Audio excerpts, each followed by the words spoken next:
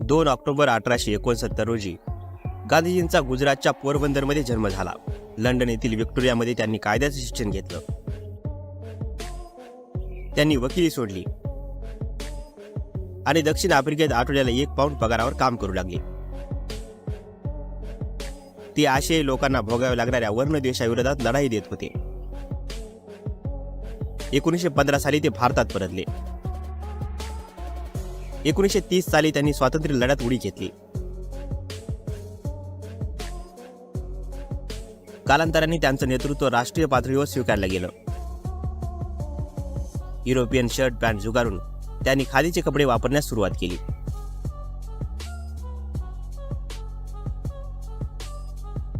मिठावरील कराविरोधात त्यांनी दांडी यात्रा काढली.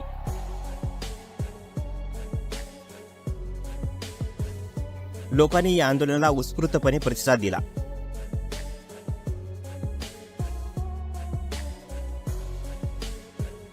ठिकठिकाणी संघर्ष पेटला, ज्यामुळे ब्रिटिश सरकारला गांधीजीकडे मदत मागायला यावं लागलं.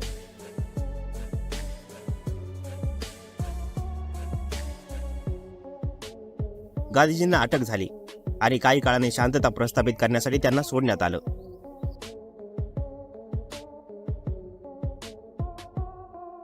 भारताच्या स्वातंत्र्याच्या मार्गात अनेक अडथळे होते. मोहम्मद अली जिना यांनी स्वतंत्र मुस्लिम राष्ट्राची मागणी केली होती. फाळणीचं संकट उभं राहिलं.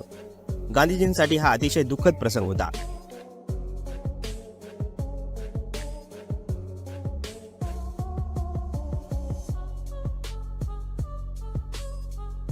एकोणीसशे 47च्या फाळणीच्या वेळी जातीय दंगली उसळल्या.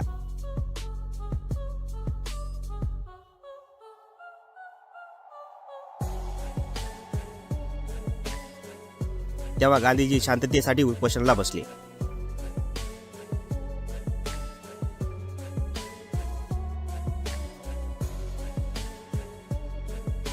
30 जानेवारी 1948 रोजी नथुराम गोडसेने त्यांच्यावर 3 गोळ्या झाडल्या.